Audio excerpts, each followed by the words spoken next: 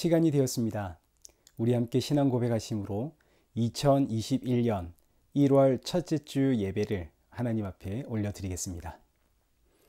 전능하사 천지를 만드신 하나님 아버지를 내가 믿사오며 그 외아들 우리 주 예수 그리스도를 믿사오니 이는 성령으로 잉태하사 동정녀 마리아에게 나시고 본디오 빌라도에게 고난을 받으사 십자가에 못 박혀 죽으시고 장사한 지 사흘 만에 죽은 자 가운데서 다시 살아나시며 하늘에 오르사 전능하신 하나님 우편에 앉아 계시다가 저리로서 산자와 죽은 자를 심판하러 오시리라.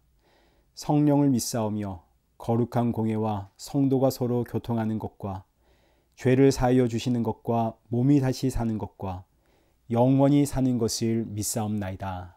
아멘. 교동문 93번입니다. 주께서 옛적에 땅에 기초를 놓으셨사오며 하늘도 주의 손으로 지으신 바니이다. 천지는 없어지려니와 주는 영존하시겠고 그것들은 다 옷같이 낡으리니 의복같이 바꾸시면 바뀌려니와 주는 한결같으시고 주의 연대는 무궁하리이다. 너희는 이전 일을 기억하지 말며 옛날 일을 생각하지 말라. 보라 내가 새 일을 행하리니 이제 나타낼 것이라. 너희는 유혹의 욕심을 따라 썩어져가는 구습을 따르는 옛사람을 벗어버리고 오직 너희의 심령이 새롭게 되어 하나님을 따라 의와 진리의 거룩함으로 지으심을 받은 새 사람을 입으라. 그런즉 누구든지 그리스도 안에 있으면 새로운 피조물이라. 이전 것은 지나갔으니 보라 새 것이 되었도다. 새 계명을 너희에게 주노니 서로 사랑하라. 내가 너희를 사랑한 것 같이 너희도 서로 사랑하라. 아멘. 찬송가 550장 함께 찬양하겠습니다. 시온의 영광이 빛나는 아침 어둡던 이 땅이 밝아오네. 슬픔과 애통이 기쁨이 되니 시온의 영광이 비춰오네. 시온의 영광이 빛나는 아침 매였던 종들이 돌아오네. 오래전 선지자 꿈꾸던 복을 만민이 다 같이 누리겠네. 보아라 광야에 화초가 피고 말랐던 시냇물 흘러오네.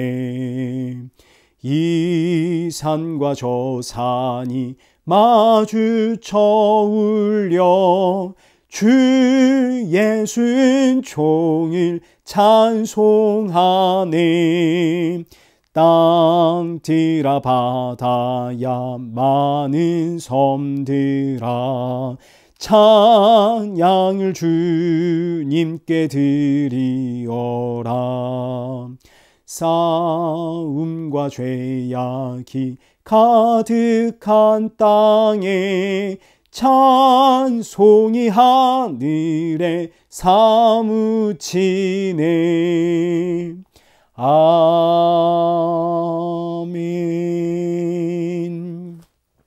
기도하겠습니다. 살아계신 하나님 아버지, 이 귀한 날 예배 드릴 수 있음에 감사드립니다. 이 예배를 드리는 시간 내내 이 예배는 오직 예수님의 십자가 은혜로 드릴 수 있다는 사실 기억하게 하시고 예배 후에는 이 귀한 예수 생명의 증인으로 살아가도록 우리 모두에게 성령의 충만함 부어 주옵소서. 예수님의 이름으로 기도드리옵나이다. 아멘. 성경 봉독하시겠습니다. 오늘 보실 하나님의 말씀은 로마서 3장 22절에서 26절까지의 말씀입니다. 우리 한 절씩 교독하시겠습니다. 곧 예수 그리스도를 믿음으로 말미암아 모든 믿는 자에게 미치는 하나님의 의인이 차별이 없느니라.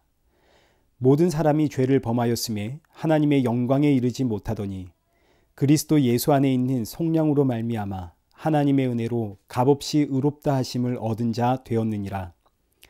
이 예수를 하나님이 그의 피로써 믿음으로 말미암는 화목 제물로 세우셨으니 이는 하나님께서 길이 참으시는 중에 전에 지은 죄를 관가하심으로 자기의 의로우심을 나타내려 하심이니 곧 이때에 자기의 의로우심을 나타내사 자기도 의로우시며 또한 예수 믿는 자를 의롭다 하려 하심이라. 아멘. 교회 소식 알려드리겠습니다. 헌금과 말씀 후원은 이 옆에 있는 영상 설명란을 참고해 주시면 되겠습니다. 우리 계속해서 우리 이레교회의 새로운 예배처를 위해서 기도 부탁을 드립니다. 2021년 이제 새해가 되었습니다. 새해에는 항상 여러 가지 다짐을 합니다. 여러분의 그 다짐과 계획들이 은혜 가운데 그 하나님 안에서 하나 둘 전부 다 이루어지기를 축복합니다. 그러나 모든 일에 앞장서는 것은 언제나 하나님 앞에 서는 예배자입니다. 2021년에도 예배자가 되시는 저와 여러분 되시길 축복합니다. 우리 오늘 보실 하나님의 말씀 로마서는 무려 그동안 3장에 걸쳐서 인간이 얼마나 죄악된 존재인가를 우리에게 설명해 주었습니다. 율법을 받은 유대인이든 양심을 가진 이방인이든 아담 이후로 태어난 이 땅의 모든 인생은 전부 죄인이기에 사람은 하나님의 진노와 심판을 피할 수 없다 하는 것을 우리가 그동안 긴 지면을 통해서 살펴보았습니다. 그래서 로마서 3장 10절 의인은 없나니 하나도 없도다. 3장 20절 율법으로는 죄를 깨달음이니라.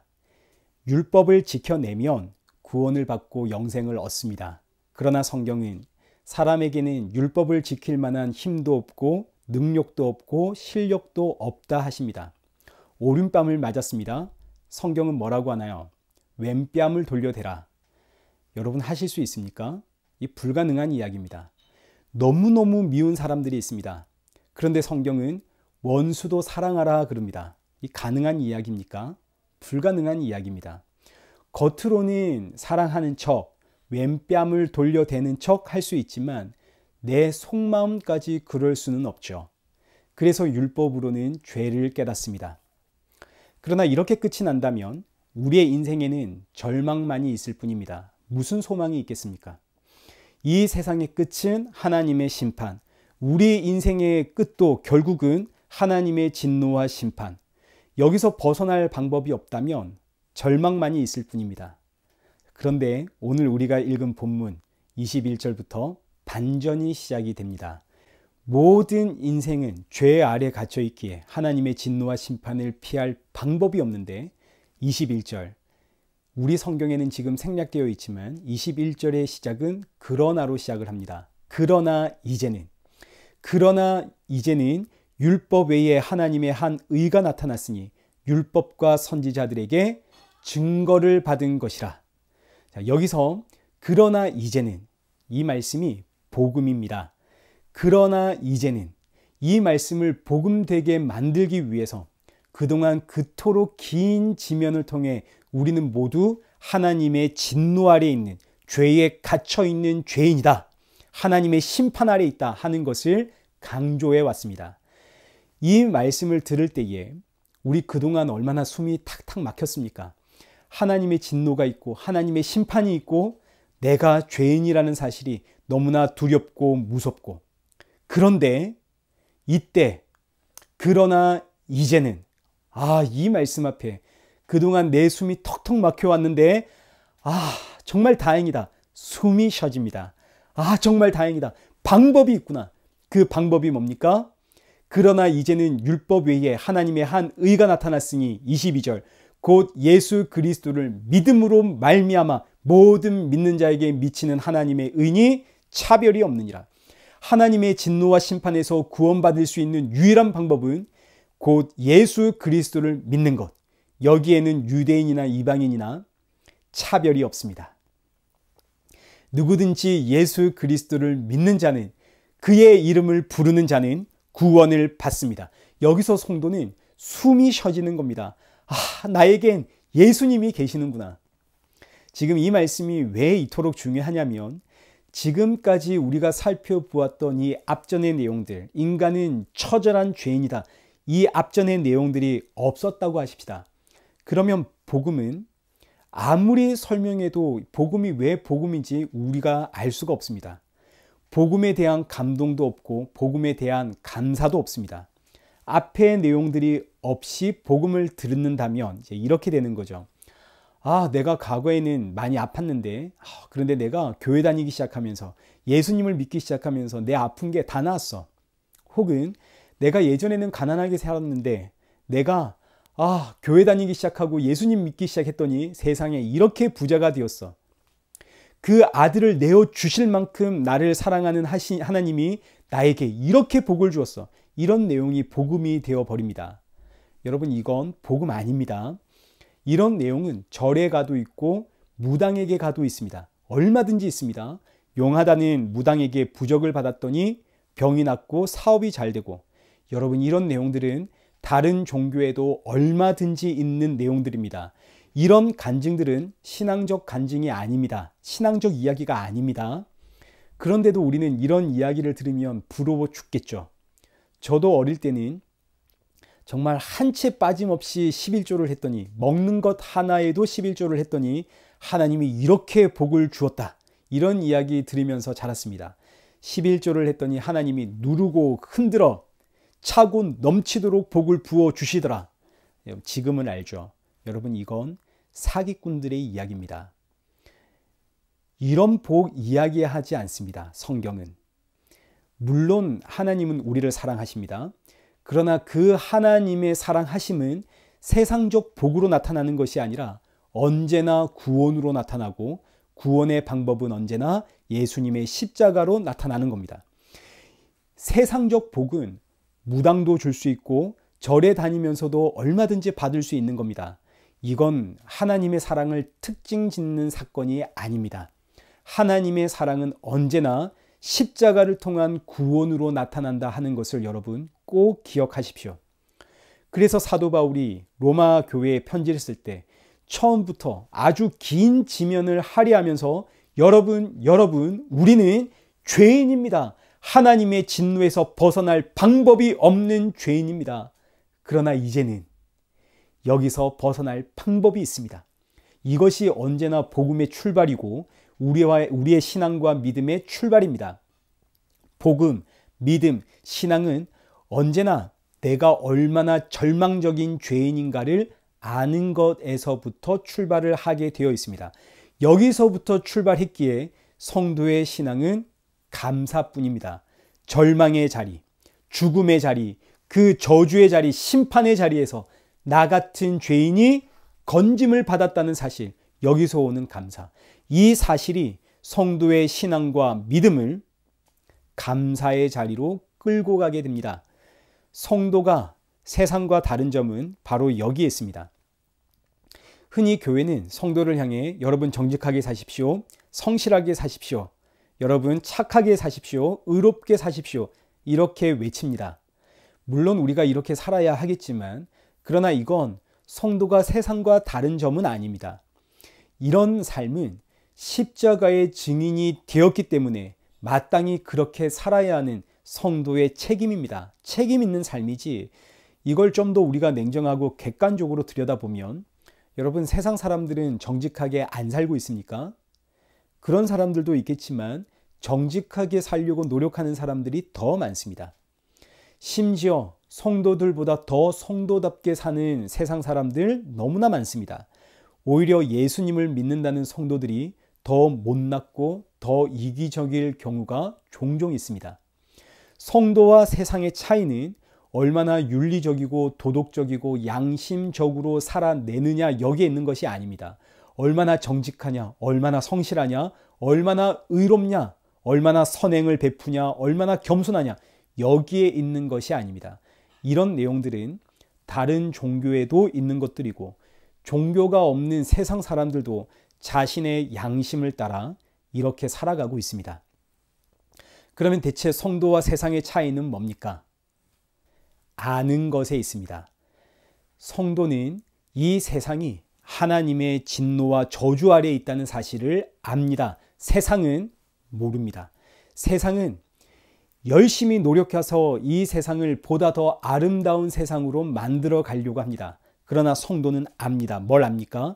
이 세상은 하나님의 저주 아래에 있다는 사실을 성도는 알죠. 이 세상은 죄 아래 갇힌 세상입니다.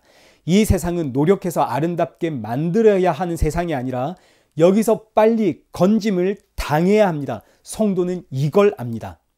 또 성도는 이 땅에서 나를 건져주실 유일한 길이요 진리요 생명이 예수님이라는 사실도 압니다. 이 죄 아래 갇혀있는 세상에서 나 같은 죄인을 자격도 아니고 조건도 아니고 오직 예수 그리스도의 십자가의 은혜로 값없이 구원해 주셨다. 이 사실, 성도는 이걸 압니다. 세상은 이걸 모릅니다. 아무리 알려주고 말해주어도 세상은 모릅니다. 알고 싶어 하질 않습니다. 이것이 성도와 세상의 차이입니다. 성도와 세상의 차이는 삶의 어떤 특별한 모습에서 나오는 게 아닙니다. 삶의 모습은 똑같습니다. 세상 사람들도 자기 욕심을 위해 살아가고 예수님을 믿는 성도도 자기 욕심을 위해 살아가고 있습니다. 뭐가 다른가요? 다른 거는 하나입니다. 예수님이 나의 주인입니다. 요게 다릅니다. 자, 보십시오. 우리가 걱정하고 근심하고 염려하는 모든 내용들 가만히 들여다보면 그거 전부 다 세상 욕심 때문입니다. 우리가 자녀들을 걱정합니다. 왜 자녀들 걱정하나요? 세상 욕심 때문입니다. 우리의 자녀의 주인은 하나님 아닙니까? 예수님이십니다. 예수님이 이 자녀들의 주인이신데 세상에 걱정을 내가 하고 있습니다. 내가 왜 걱정하고 있나요? 우리 자녀 잘 살아야 할 텐데 이 걱정은 결국 세상 욕심이고 이런 걱정은 세상 사람들도 하고 있고 예수님을 믿는다는 성도들도 하고 있습니다. 집이 없는 사람들의 평생 소원은 내 집 마련입니다. 내 집 마련에 대한 소원은 세상 사람들에게도 있고 성도들에게도 있습니다. 저도 내 집 마련의 소원이 있습니다. 자, 그러니 보십시오. 세상과 성도의 차이가 뭡니까? 있습니까? 없습니까? 삶에 아무런 차이가 없죠. 세상도 성도도 욕심 쫓아 살아가고 있습니다. 그런데 차이가 있다면 하나. 성도는 자기 욕심을 위해 살면서도 이게 죄라는 사실을 알고 이 죄에서 날 구원해 주신 분이 예수님이라는 사실을 압니다. 예수님이 나의 주인입니다 말하면서도 자기 욕심을 챙기는 것. 여러분, 이게 세상과 다른 겁니다. 세상 사람들은 그냥 자기 욕심을 챙기며 삽니다. 근데 성도는 예수님이 나의 주인입니다 이러면서 자기 욕심을 챙기며 삽니다. 여러분, 이게 다른 겁니다. 근데 이 차이는 엄청난 차이입니다. 세상 사람들은 이런 이야기를 들으면 손가락질합니다. 야, 진짜 믿는 사람들이 더하네. 우리처럼 그냥 욕심내는 게 아니라 하나님의 이름을 불러가며 욕심을 내니까 야, 저 사람들 정말 심하네. 손가락질을 합니다. 그런데 여러분, 이게 다른 겁니다. 엄청나게 다릅니다. 예수님이 이 땅에 오신 이유가 뭡니까? 왜 율법 외에 하나님의 한 의가 이 땅에 와야만 했습니까? 사람들에게는 죄의 문제를 해결할 방법이 없기 때문입니다. 사람은 모두 죄 아래 갇혀 있습니다. 예수님이 아니면 구원의 방법이 없습니다. 그러니까 예수님은 죄 아래 갇혀 있는 사람들을 구원하기 위해 이 땅에 오신 것이지 죄 아래 갇혀 있는 사람들에게 너 착하게 살아라, 너 이제 거룩하게 살아, 너 이제 감사하며 살아, 이렇게 가르침을 주려고 이 땅에 오신 게 아닙니다.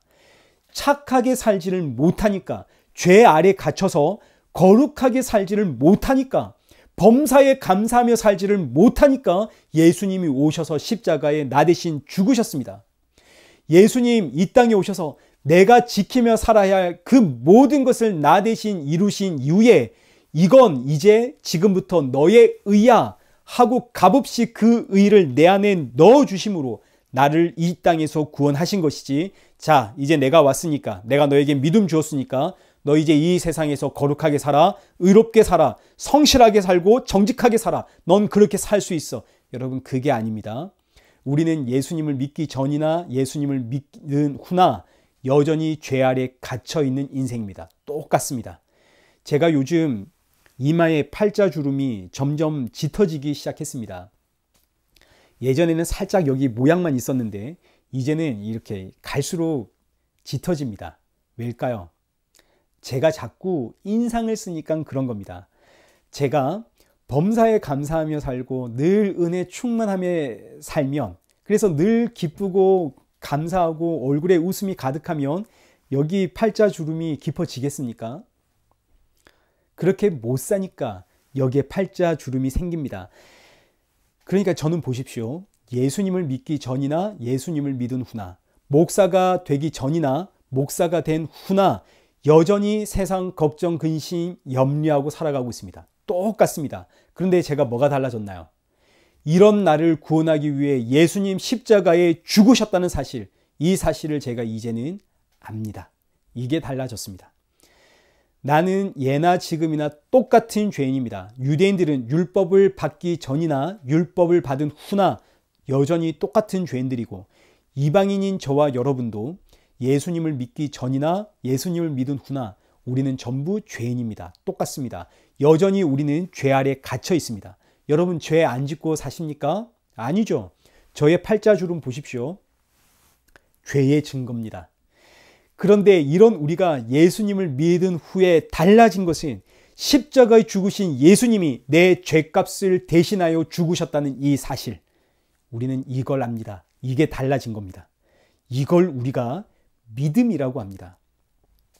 믿음이라고 하는 것은 내 안에 어떤 예수님에 대한 확신, 구원에 대한 그 뜨거움, 확신, 이런 거 이야기하는 게 아닙니다.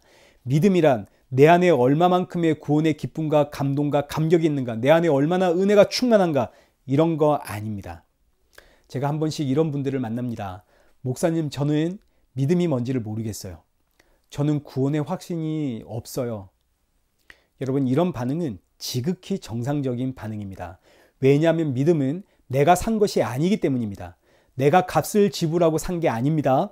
내 실력도 아니고 내가 만들어낸 것도 아닙니다. 그래서 나에겐 확신이 없는 겁니다. 이게 지극히 정상적인 겁니다.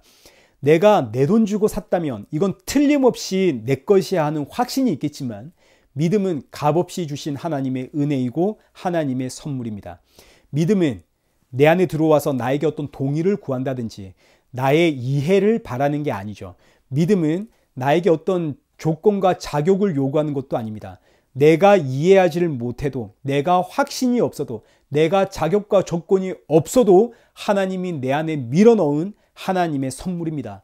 그러니까 믿음이라고 하는 것은 내 안에 어떤 확신이 아닙니다. 사람은 감상적이고 감정적입니다.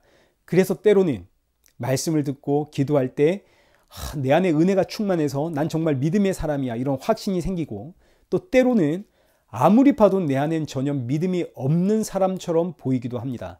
죄로 가득 차 있는 나만 보이는 거죠. 이런 업앤다운에 속으시면 안 됩니다. 믿음은 내 안에 어떤 감동, 내가 느끼는 감정적인 것이 아닙니다. 그래서 성경은 믿음을 어떻게 설명하냐면 로마서 5장 8절을 보십시오. 우리가 아직 죄인 되었을 때에 그리스도께서 우리를 위하여 죽으심으로 하나님께서 우리에 대한 자기의 사랑을 확증하셨느니라. 이게 바로 믿음입니다. 믿음이란 우리가 아직 죄인 되었을 때에, 하나님을 모르고 예수님을 모를 때에 내 안에 들어온 겁니다. 내 안에 들어온 믿음이 뭘 알게 하느냐면, 예수님이 나 대신 십자가에 죽으심으로 나를 이 죄에서 구원하셨구나, 이 사실을 알게 하는 게 믿음입니다. 알게 하는 것. 그래서 이어지는 본문 23절과 24절의 말씀을 보십시오. 믿음이 임한 성도가 뭘 알게 되는가? 이걸 알게 되는 겁니다. 모든 사람이 죄를 범하였으며 하나님의 영광에 이르지 못하더니 그리스도 예수 안에 있는 속량으로 말미암아 하나님의 은혜로 값없이 의롭다 하심을 얻은 자 되었느니라. 믿음이 임한 성도는 바로 이걸 압니다. 뭔가 내 안에서 말로 표현할 수 없는 확신과 감동과 감격이 있는 것이 아니라 뭘 알게 한다고요? 모든 사람이 죄를 범하였으며 하나님의 영광에 이르지 못하더니 그리스도 예수 안에 있는 속량으로 말미암아 값없이 의롭다 칭함을 받는구나. 이걸 알게 되는 것이 믿음입니다. 세상은 아무리 알려줘도 알고 싶어 하질 않습니다. 이해하고 싶어 하질 않습니다. 그러나 성도는 알고 싶지 않은데 이 사실을 알게 되고, 이해하고 싶지 않은데 이 사실이 들어와 나를 이해시키고, 그래서 알았기에, 이해가 되었기에 이 사실을 도무지 부인할 수가 없는 것. 이 차이가 믿는 자와 믿지 않는 자의 차이입니다. 25절 말씀 보십시오. 이 예수를 하나님이 그의 피로써 믿음으로 말미암아 화목 제물로 세우셨으니 이는 하나님께서 길이 참으시는 중에 전에 지은 죄를 관과하심으로 자기의 의로우심을 나타내려 하심이니, 예수님은 화목 제물이 되기 위해 이 땅에 오셨습니다. 여기서 화목이란 하나님과 나 사이의 화목을 뜻하고, 이 화목은 오직 예수 그리스도의 피로서만 이루어집니다.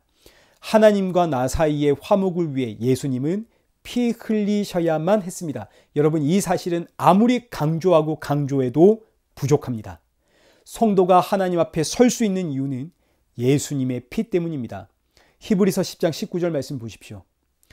그러므로 형제들아, 우리가 예수의 피를 힘입어 성소에 들어갈 담력을 얻었나니, 예수의 피를 힘입어 하나님 앞에 서게 될 담력을 얻은 겁니다. 예수님의 피가 없으면 그 누구도 하나님 앞에 설 수가 없습니다. 예수 그리스도는 하나님과 나 사이의 화목 제물입니다.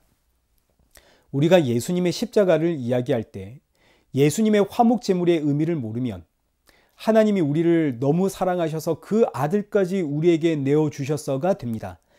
그 아들을 내어주시기까지 나를 사랑하신 하나님, 십자가를 이렇게 묵상하시면 절대로 안 됩니다. 예수 그리스도의 십자가를 묵상할 때는, 예수님의 십자가를 이야기할 때는 언제나 최우선적으로 왜 예수님은 십자가에서 죽으셔야만 했는가를 묵상하셔야 됩니다. 이것이 그동안 로마서가 1장부터 3장까지 그토록 긴 시간 여러분 우리는 죄인입니다 하고 외쳤던 이유입니다. 왜 예수님은 화목제물로 십자가에 죽으셔야만 했는가? 이것이 십자가를 묵상할 때, 우리의 신앙과 우리의 믿음을 묵상할 때 언제나 최우선적으로 묵상되어야 하는 내용입니다. 왜 예수님은 십자가에 죽으셔야만 했는가? 일단 구약에서 화목제물이 뭘 의미하는지를 생각해 보겠습니다. 구약의 모든 제사는 하나님과 화목을 이루기 위한 수단입니다. 하나님과 화목을 이루기 위해선 반드시 화목제물이 필요했습니다. 그 이유는 하나님과 나 사이를 죄가 가로막고 있기 때문입니다. 죄의 삭은 사망입니다. 그러니 하나님과 나 사이의 화목을 위해선 나 대신 무언가가 나의 죄값을 지불해 주어야 합니다. 죽어야 된다는 이야기죠. 이게 바로 화목제물입니다. 그래서 구약의 제사는 반드시 제물을 가지고 온 사람이 이 제물 머리 위에 손을 얹고 안수를 해야 합니다. 여기서 안수라는 의미는 기댄다라는 뜻입니다. 이 제물의 나를 기댄다. 나의 죄를 이 제물에 전가시켜 이 제물의 죽음에 내 생명을 의지한다. 내 생명을 기댄다. 이게 안수입니다. 이렇게 안수하고 난 이후에는 이 제물을 죽여 그 피를 흘립니다. 이 제물이 피를 흘려야만 죄값이 지불이 된 것이고 내가 죄사함을 받고 하나님 앞에 서서 예배 드릴 수가 있는 거죠. 이것이 구약의 제사. 이 구약의 제사는 전부 십자가의 예수 그리스도를 상징합니다. 나의 죄 문제 해결을 위해 예수님 십자가에서 피 흘리셨고 나는 그 예수 그리스도의 보혈을 의지하여 하나님 앞에 설 수 있는 거죠. 그럼 왜 이렇게 하시는가? 그냥 하나님이 우리 죄를 용서해 주시면 되는 거 아닙니까? 천지를 말씀으로 창조하신 하나님입니다. 그 창조의 말씀으로 그래, 내가 깨끗이 씻어줄게, 내가 용서해 줄게, 이러면 되는 거 아닌가요? 그런데 그럴 수가 없죠. 왜냐하면 하나님은 의로우신 하나님이기 때문입니다. 정의와 공의의 하나님이기 때문에. 그래, 내가 너를 사랑하니 내가 너를 깨끗이 씻어줄게, 자 다시 시작하자, 이럴 수가 없는 거죠. 죄는 반드시 심판을 하십니다. 죄를 심판하지 않으면 구원을 받을 수가 없습니다.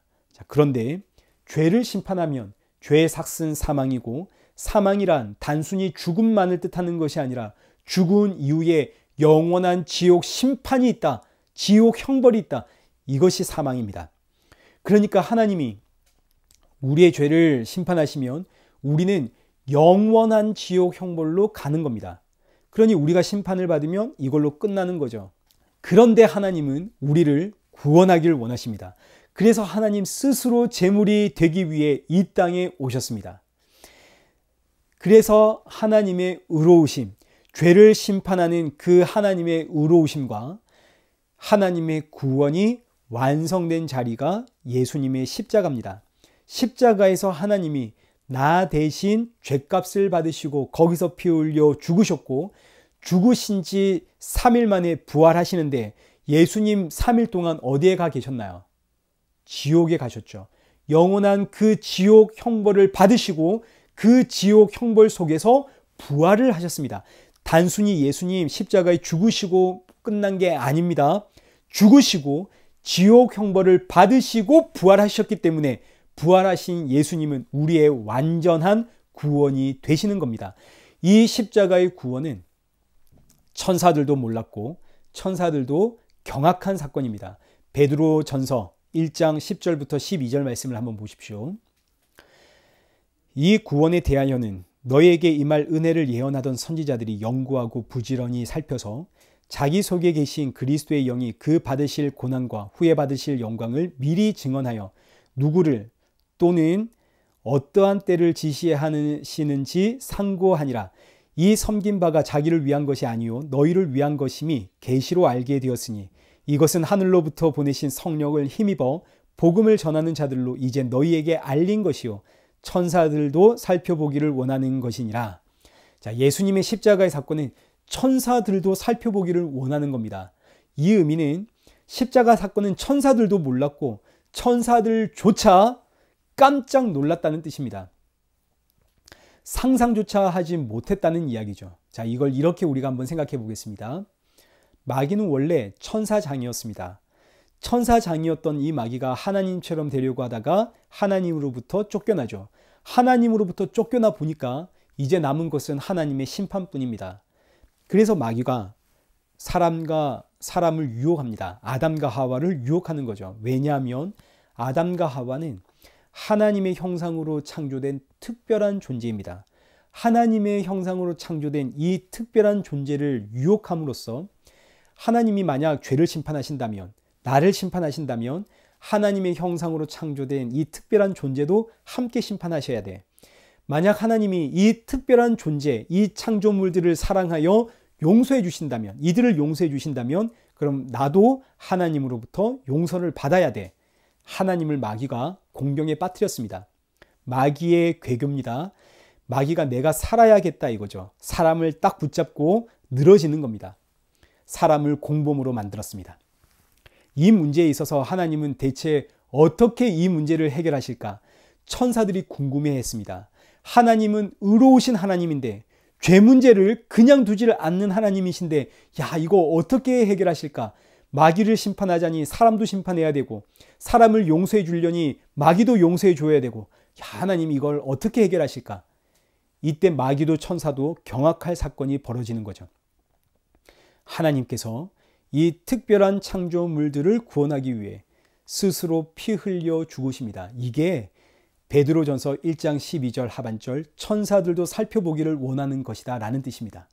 여러분 이 의미는 하나님은 죄 문제를 그냥 넘어가지 않는다는 뜻입니다. 반드시 죄를 심판하십니다. 죄에 대한 심판 없이는 구원도 없습니다. 죄를 심판했기에 구원이 있습니다. 그러나 이 땅의 모든 인생들은 자기 죄로 인해 하나님의 심판을 받는다면 그걸로 끝나버립니다. 그래서 하나님이 자기 피로 자기 백성들을 구원하심, 이것이 하나님의 십자가 사건입니다. 그러니 십자가는 하나님의 사랑을 묵상하는 장소가 아닙니다. 십자가는 언제나 나의 죄 문제를 해결하기 위해 하나님이 피 흘리신 장소입니다. 십자가는 나의 죄가 얼마나 무섭고 끔찍하고 끈질긴 것인가를 우리에게 알려주는 장소입니다. 나의 죄 문제 해결하기 위해서 하나님이 죽으셔야만 했다. 이걸 알려주는 장소가 십자가입니다. 믿음은 이 사실을 알게 합니다. 이 사실을 알게 된 성도는 십자가를 보면서 하나님은 나를 사랑하셔.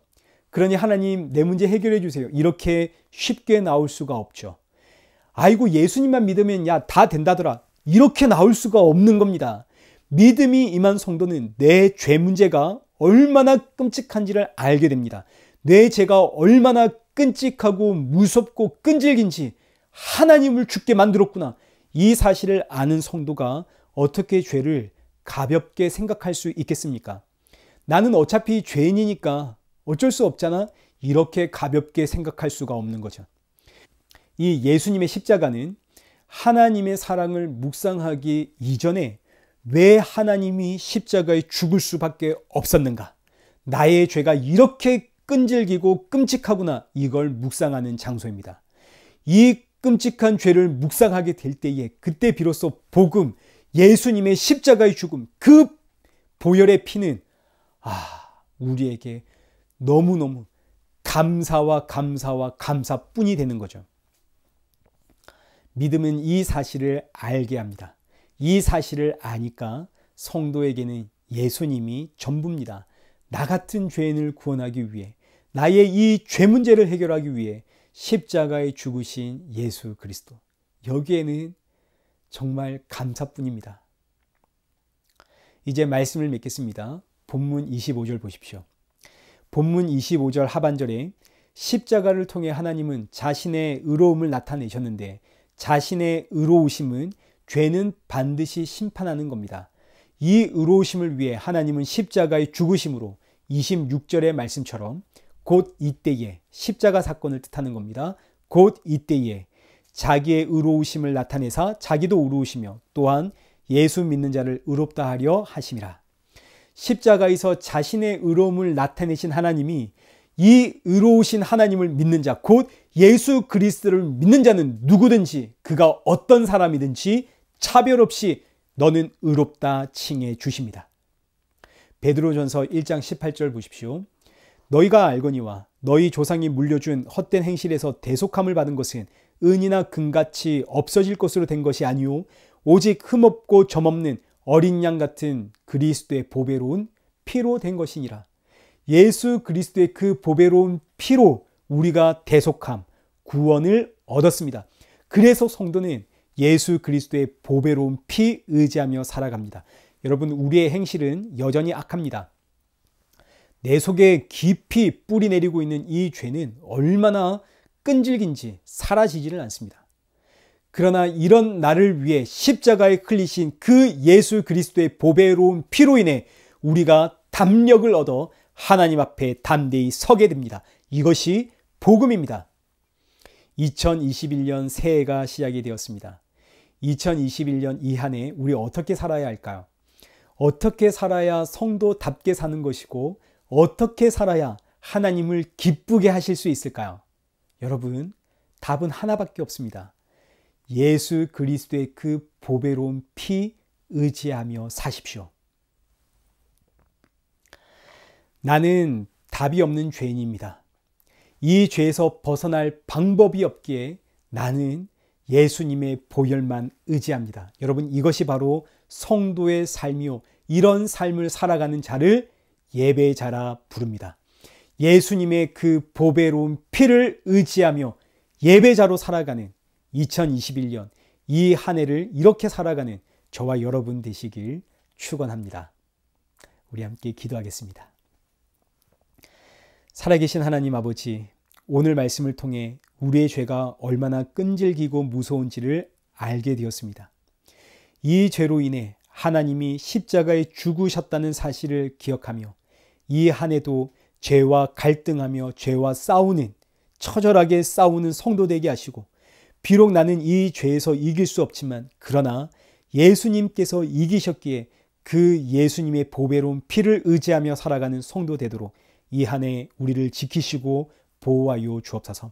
날마다 성령 충만케 하여 주옵시고 날마다 십자가 은혜에 감사가 더욱더 깊어지는 성도 되게 하여 주옵소서.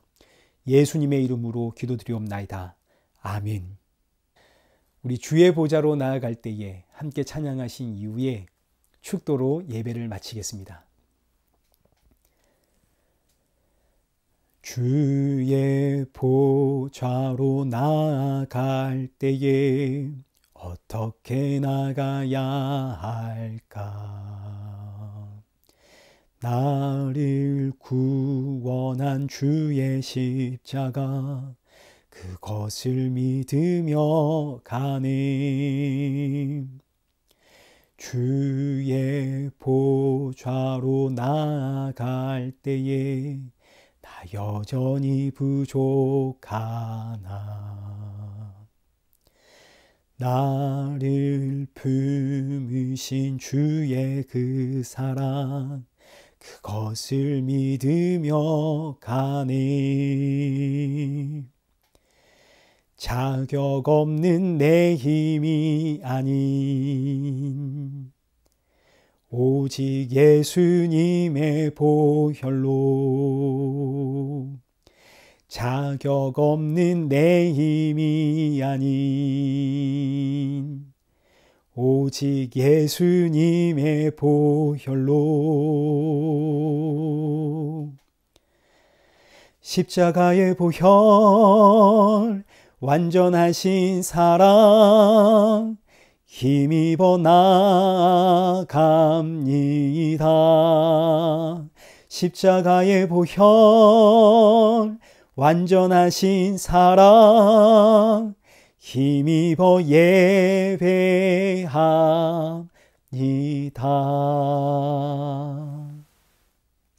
이제는 우리 주 예수 그리스도의 은혜와 성부 하나님의 크신 사랑과 성령 하나님의 위로교통 충만하심이 우리 주 예수 그리스도 다시 오시는 그날까지 예수님의 그 보배로운 피 의지하며 십자가의 증인으로 주신 사명 감당하며 살아가길 소원하는 우리 이레교회와 성도들과 온 세계 교회 머리머리 위에 이제로부터 영원토록 함께 있을지어다.